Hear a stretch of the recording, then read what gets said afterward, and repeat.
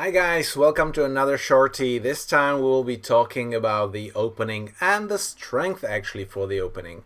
With this hand we have 11 high card points. We have a semi-balanced hand, so with 5 major and 4 minor, which altogether has 9 cards plus 11 points, you might use the rule of 20 for the opening, which says that add the high card points to the 2 longest suits. If that's 20, then open. You might have the rule of 21 or 22. That definitely or 19 even.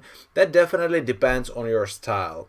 If you are a beginner, you standardly open from 12 high card points, but that will not particularly say anything about the shape. And bridge is a card trick making game. It's not about only high card points.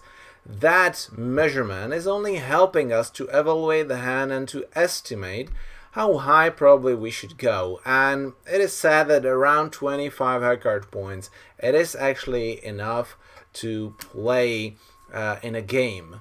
But you know that sometimes you have less and make a game, sometimes you have more and don't make a game. So obviously the distribution plays a huge role. Another way how to evaluate the hand, if you are going to play in trumps, which actually here we want to play in 4 hearts.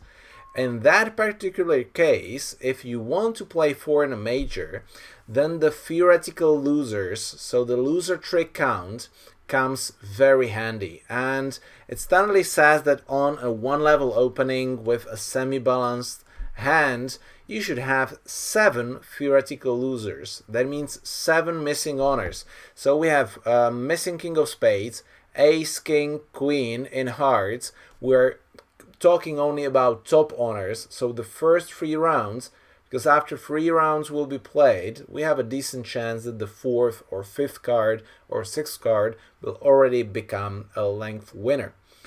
We are missing the king of clubs and the queen of diamonds. It's already 6, and ace, king in diamonds. That's already 8 theoretical losers. So based on the loser trick count, this is not an opening. Based on the rule of 20, this might be an opening of 1 heart. If you are playing on Funbridge, then I strongly advise you, because Arjun doesn't play any kind of other evaluation than just high card points, maybe just adding some distributional, which we don't have many because the queen of diamonds actually downgrades our hand. It's okay to pass. Because if we have a game, we need partner to have an opening hand. And once partner has an opening hand, now we want to try to find the fit and re-evaluate later on. Club, heart, spade doesn't need to be an unbalanced hand yet or semi-balanced. It can still be pretty much a balanced hand. So right now we want to invite, we want to show the maximum hand, we want to find out about the 3 card hearts, and for that is the 4th suit as the best convention. We don't want to usually find or want to play in trumps in the 4th suit when we didn't find the fit before. And after the 4th suit, the priority of partner is to show the major fit or to show the stopper if he doesn't have a fit. If not, usually you go back to the longest suit, so 3 clubs here, or sometimes you might have an agreement, whichever is closer. So in here, 2 spades might show a minimum hand, 3 clubs might already show 6 clubs, 4 spades. But that's another story. But right now, if we know about the fit, it's time to re-evaluate. So we have 8 theoretical losers. Partner for an opening has minimum 3 honors. Very often he has 4 honors.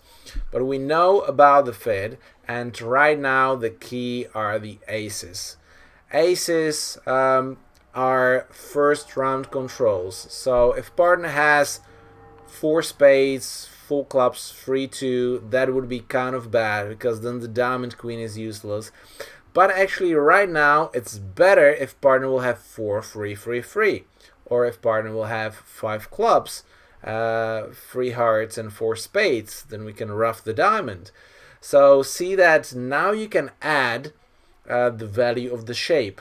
Of course, if you don't know anything right now, we already showed the hand, we might just bid 3 hearts. So this is what you will do if you are a beginner. Most likely, if you are a beginner, you bid a heart, and after a spade, you might just bid 1 no trump or 2 no trumps. If you are at club level, you will use the 4th level and now probably raise to 3 no trumps if you have reasonable partner to pass, or raise to a game if he has the maximum. If you are a national level player, then yeah, I prefer to be aggressive in these cases. Why? The reason is plenty of finessing options. Jack 10 9 if we are missing the queen or the king and partner has the ace or the king, suddenly we might finesse one loser.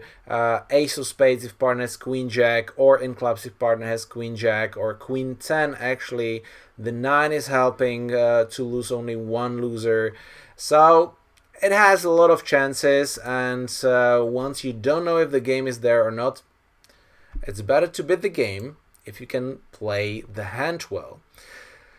Look, partner has 4 triple free and 13 counts, so basically a pretty minimum hand. But let's try to find out what's the status here. So if we go from trumps, we're missing ace and a queen, so definitely we want to try to finesse the queen to have only 1 hard loser, but potentially 2.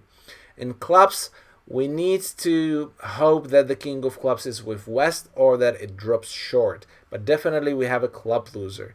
In diamonds, unfortunately, if the king is off, we have another loser, but in spades we don't have a loser. So look, it's based on heart queen on side, diamond king on side, or a club king on side, and out of those 3, I don't need all of them.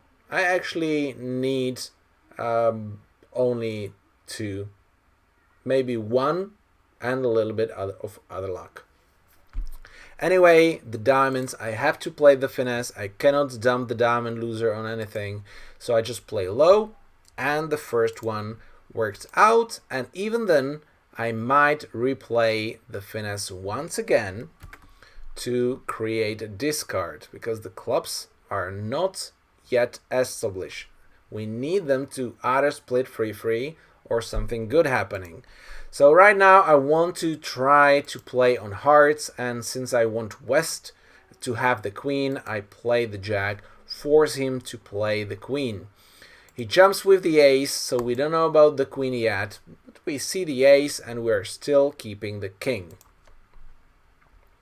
Now defender plays the club, so we can actually duck around here and see what east plays. Once he played the jack, he shouldn't have the 10 of clubs, and maybe he has the king or not. But since west actually did play the club, and he sees the queen of clubs in the dummy, it will be a suicide to lead the club from the king. So normally, if opponents will not play the suit, we will play a small club towards the queen, hoping that king is with west. Now we know that the king is most likely with east.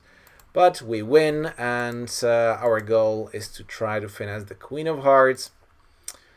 It's most likely not dropping doubleton behind, because then west will just play the low heart in trick number 1. So our hope is that they split 3-2, which they do.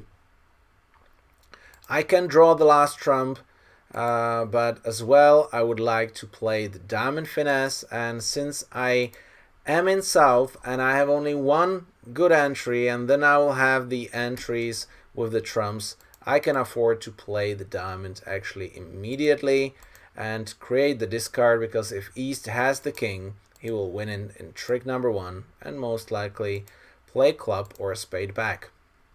Cashing the queen of hearts, cashing the ace of diamonds, and trying to solve the situation in clubs.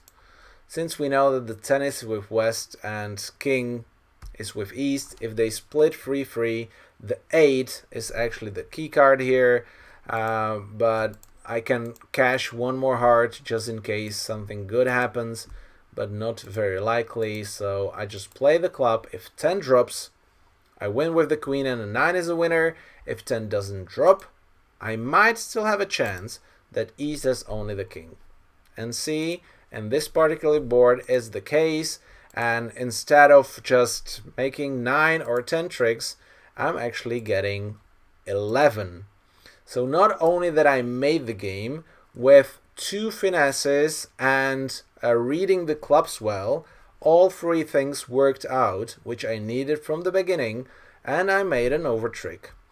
So this board comes from the team tournament once again, and see that it's plus 5 imps for making extra, for making just the game, it will be the same value. So the over trick was not that important, betting the game was. Because if you don't do, you will lose 2 imps if you make 10 or 11 tricks actually, but there are still a couple of players who couldn't play or who were not playing the finesses here.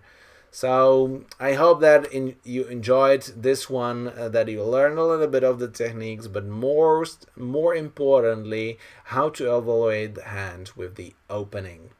So thank you guys for watching. See you in another shorty.